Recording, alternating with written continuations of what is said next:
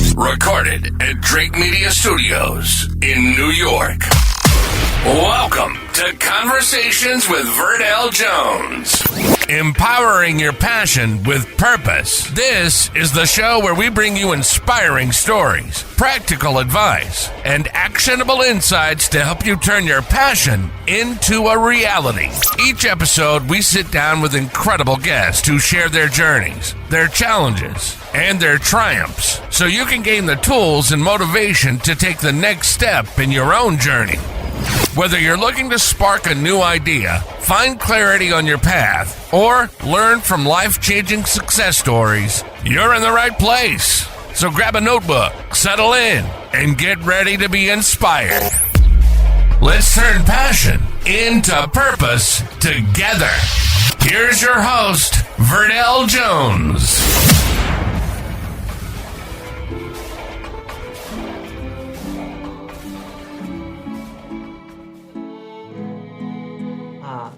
Welcome to Conversations with Verdell Jones. We are about empowering your passion with purpose, turning your passion into action, living with intention, and making an impact.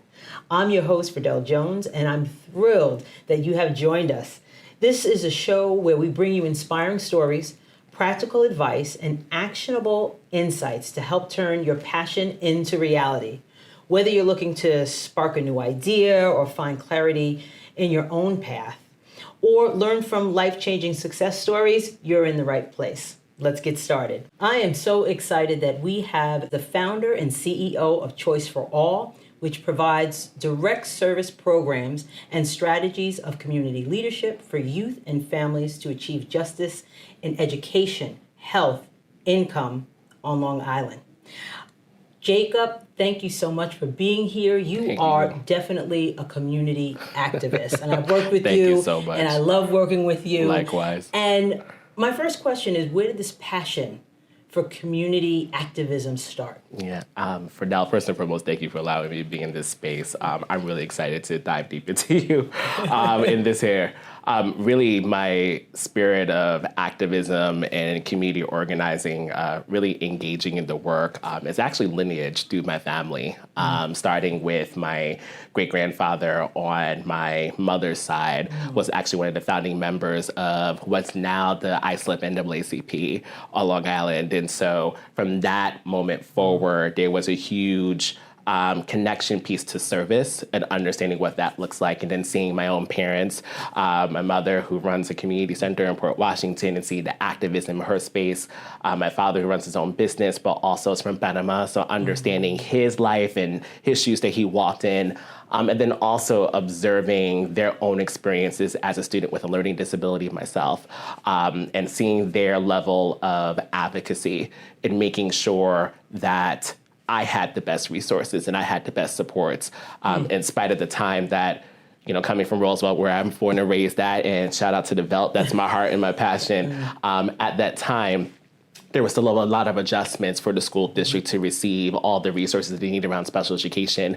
And so my parents had to advocate to make sure that I had the tools that I needed to succeed. So I had to end up going to another public school 20 minutes away. And so I ended up in East Williston and grew up in that process of it. And so it was a tale of two worlds for me. Absolutely. Going from a community that looked like me to being the only African-American in my class. And then being class president for 4 years with my locks. But through that all, I really never understood the context of education inequity. I didn't know what that meant. I just knew that something was different. And so that really sparked the interest of why was it different? Why did certain things didn't look the same across different communities? And then that's when I understood the tale of two worlds of Long Island and said, okay, I need to go back and build something different. And so that's where my spark of advocacy came from. It's just understanding those nuances from early on to now, and also being involved in leadership and organizing work at a young age, but just really seeing that perspective in my own lived experience of saying, this is not right. We got to fix this. Right. That was firsthand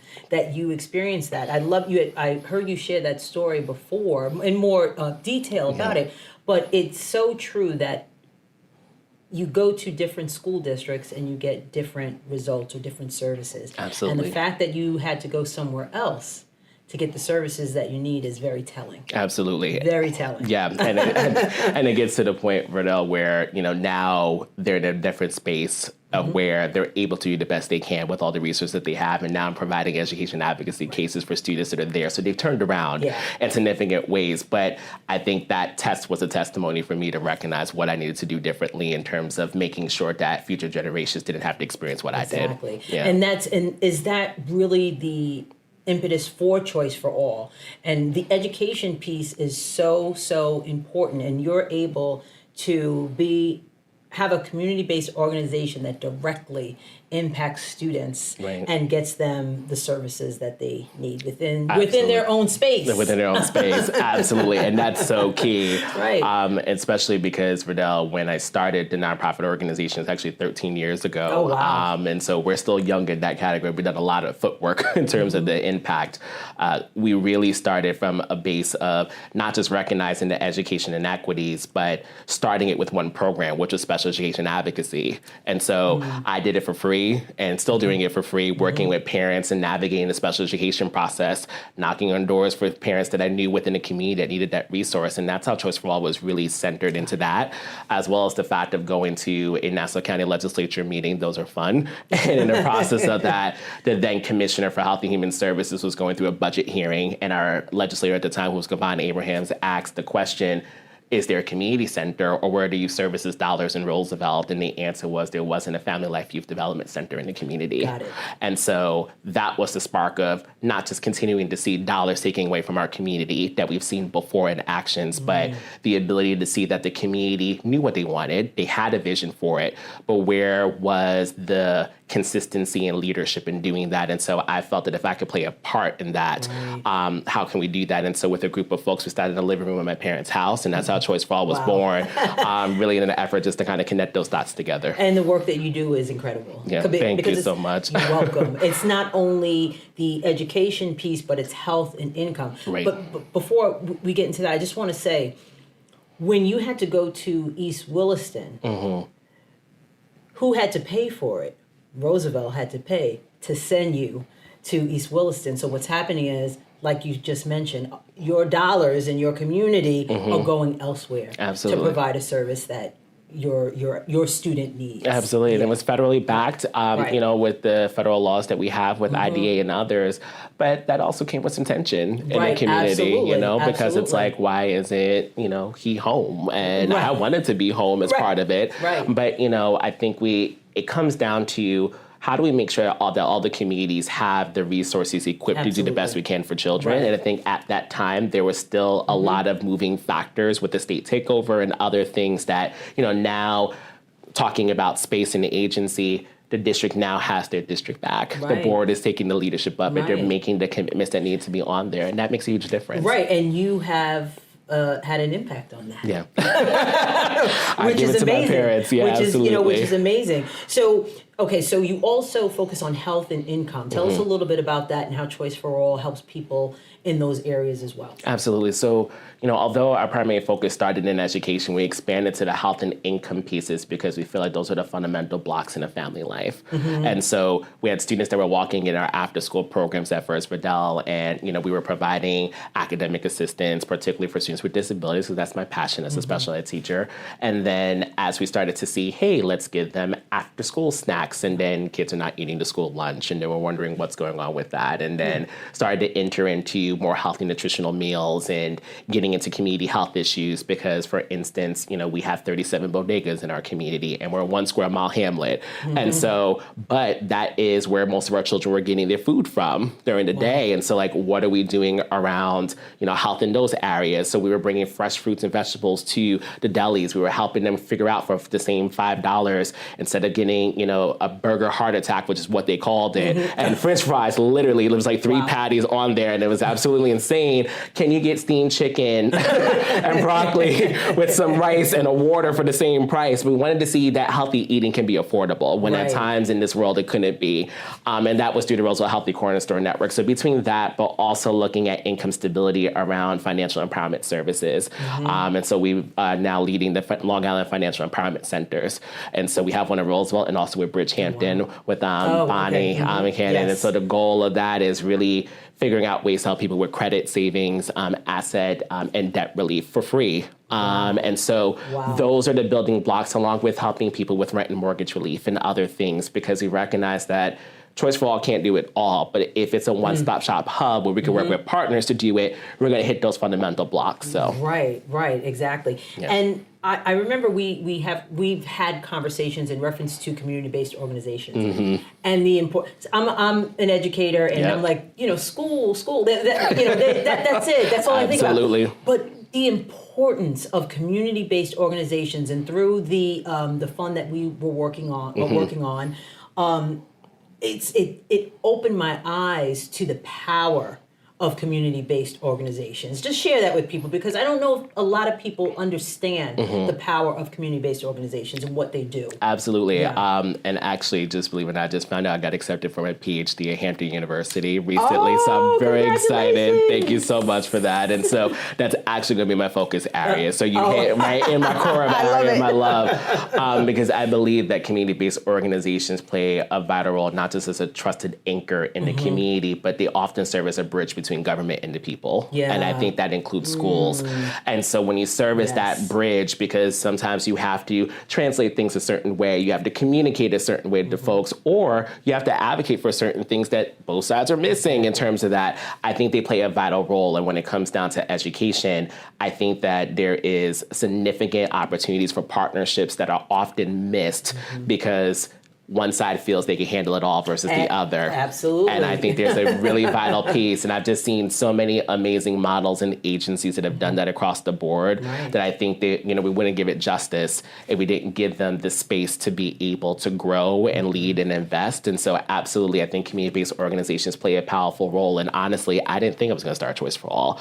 I thought I was going to be a school superintendent leading my life that way, to be honest with you, Verdell. But I feel like I was in the right place in the right time for a reason. And that was because there was a need for the sense of agency that communities had. And if Choice for All could be that platform for people to elevate themselves, and I think I did my job. Absolutely. So, I mean, the work that you do, the work that your mother does in the community that she's in, it is incredible. And I'm so thankful that I'm able to take a look at that and really understand the need and the reason why community-based organizations are definitely needed. Absolutely. So people are often intimidated about community activism, right? Indeed. Because sometimes they think that, you need to be out in the street, power to the people, which, you can. Right. But my question is, how can people make a difference in a small way? Not have a choice for all, right? But how can they make a difference in a small way?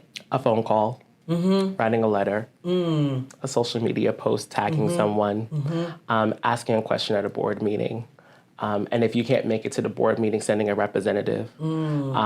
But I think before you even get to all those steps, this has to be a belief that you're already an activist and an advocate in your own way. Yeah. I think that sometimes the professionalization of the career takes away the human nature of the fact that we all have the power within ourselves to build the change that we want. And so I think it's important for people to recognize that first and foremost, you're already a leader in your community just by being there. And so there needs to be an understanding of how your voice matters in the process. And I think sometimes that's missing in the element of community activism. And so for me, I think first is recognizing your own self-worth. And once you get to that space, then taking those small steps. I mean, I could even talk about the first campaign that I ever did around stopping a scrap metal yard in our community. I was extremely nervous. It was my first one that I've ever community organized. It had to be 10 to 12 years ago in that, because, people were like, it was bringing jobs to the community. It was 14 jobs that they could have brought in. But the community members and the seniors looked at me as the young man and said, okay, young boy, you're going to handle this. And I said, okay. So we got the petitions. We knocked on doors and canvassed. We got the seniors to come out. We did transportation to the town of Hempstead meeting. And I will never forget testifying for the first time in that nature in this role at that point, even as board chair of a community revitalization group. And, I'm the youngest of the board with all I consider community elders. And I'm going, y'all are trusting me in doing this. And there was a belief that not only did I have a voice and understand to connect with people, but there was also a tap of the shoulder of like, hey, go this way. go that way. And so I think in those small instances, whether it's seeking the right direction, asking the right question, writing the letter, like I said before, or just speaking your truth, and even if it doesn't seem like it makes sense to you, it doesn't have to be eloquent or sophisticated. It just needs to be enough, you know? So I think those are the little things that matter, that if you could pull those pieces together, you'll make more of an impact than someone that's on the stage with 5,000 people. I love it. Yeah. Because they're going to remember you, you know? And people need to hear that. Absolutely. Because we all can make a difference. Right. And we just have to figure out what our gift is and how to make that difference Absolutely. with our gift that we have. So before I let you go, I want to ask you, what's next for Choice for All? I know you have some big things going on, so what's next? Absolutely. So I think as far as our education work, we're going to continue growing our after-school programs and making sure that settles in. We're also part of the pre-K space with the Long Island Regional Technical Assistance Center for Pre-K and Early Childhood Ed, long name, that really focuses on UPK expansion across Long Island. And so figure out ways to work with childcare providers, school districts, and CBOs to make sure they're all doing their part, and also not all of them being left behind, because it's a difficult space to be at, but there's also a lot of great work that's happening, because we want to make sure that every child has access to a quality early childhood program. And so we work with different partners across the board, whether it's the Child Care Councils of Nassau and Suffolk, whether it's CUNY through their Early Childhood Professional Institute, or even the 3 BOCES. So they all come together in this space to figure that out. So that's exciting for us in growing that. As far as our health work, we're going to go back to community research spaces and actually engaging in our communities a decade later. Where are we in Roosevelt? And working with partners like Dr. Martine Hackett at Hofstra University, identifying what those strengths and challenges and opportunities are, as well as the fact of being able to look at walkable communities and also making sure that our streets are safe, because we are a walking district. Our kids are not bused to our schools. Wow. And so we need to make sure that kids are not, being hit by cars going speeding, 75 miles an hour on a 30-mile zone. So that's important, and making sure that way. And for income, we're growing our financial empowerment center model and hopefully going to another community.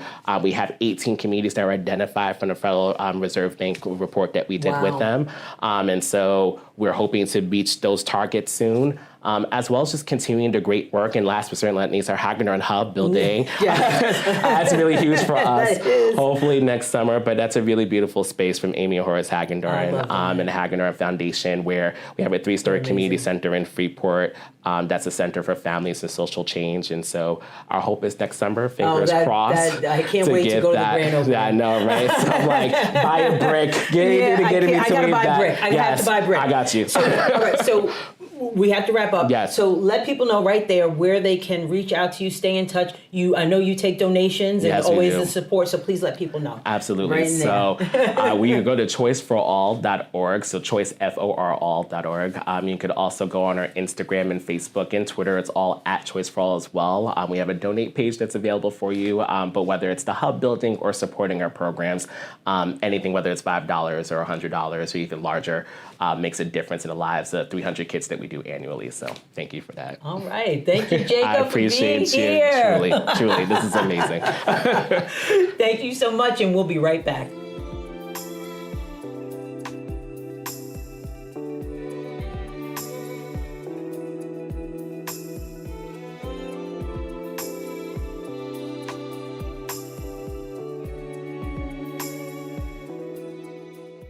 Thank you so much for watching Conversations with Verdell Jones. I am so excited to introduce our next guest, Camille Davis. She is a licensed agent of New York Life Insurance Company. She offers a variety of products that can help you meet a number of insurance and financial needs, including, but not limited to, college funding, retirement, managing costs for extended periods of care, and lifetime income strategy. So I am so excited to have Camille here at Conversations with Verdell Jones. Hi, Verdell. Thanks for having me. Thank you for being here. It's a pleasure. I've known Camille for quite some time now. Yeah. So I'm very excited that we have an opportunity to sit and talk a little bit about what you do and how you help people. And that's one thing I can say. You are a helper of people. Anytime that you can help someone, that's what you're going to do. So my question is, where did the passion for helping people, not only, because it's not only with their finances, I think it's just helping people overall. Where did that passion come from? I think since I was a little girl, I've always liked to help others and individuals, whether it's just volunteering or if it's just giving back. However I can make someone's day easier or better or lighten up something for them, that's kind of where I've always saw myself. My passion for my family has a big part to do with that as well. I love to be around my family mostly because we have a great time together and we also help each other. So I come from a family that's about support. I think that's a big deal. Yeah, it really is. Family. Anybody that knows me, family is everything. That is a fact. That is a fact. And it's really about setting that template. That they're role models, and usually when you come from a family that wants to help one another, supports one another, you kind of that's going to be in you. Yep, right? Yeah. It will be instilled. Absolutely, absolutely. Where did your love for or your passion for helping people with their finances come into play? Like, how did you get involved with that? To be honest with you, it's actually fascinating to me because when I discovered this new world of finance myself, I felt like I was shrinking as I was learning the information because there was so much to learn.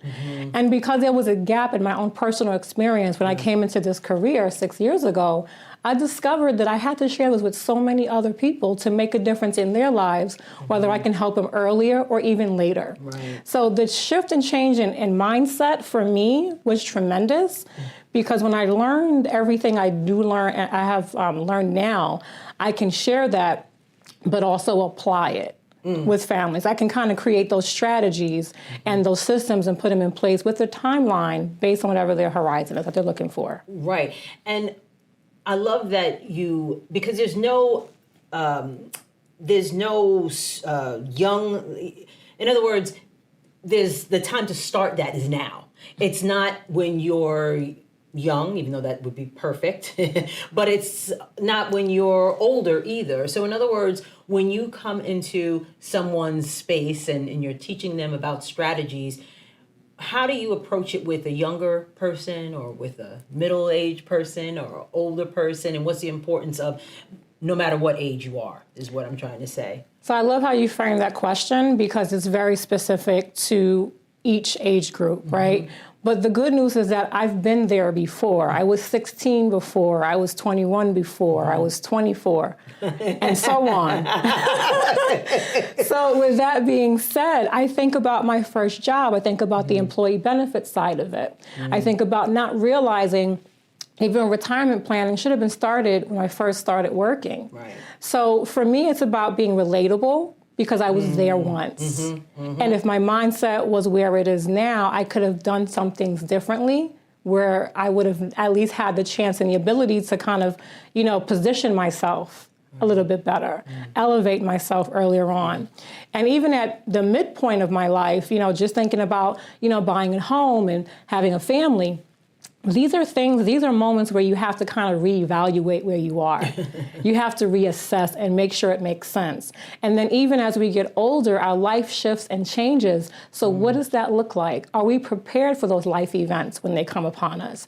So because I have personal experiences at all areas, at all ages, with my own grandparents, my own family members, it has woken me to want to kind of be able to relate more because I have a story to share for someone who is 26. Yeah. I have a story to share at someone who's 32 or someone who's 54 or even 73. I can speak to experiences that are also shared with me because in this life that I'm living now and the world of finance and all the families I get to meet, I'm actually learning how people are thinking, how they are planning.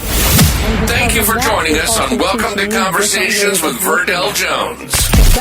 We hope you found today's discussion insightful and inspiring. Don't forget to subscribe to the podcast on your favorite platform and leave us a review. It helps others discover the show. There's so many things that people need to know about, and you do a wonderful job of sharing that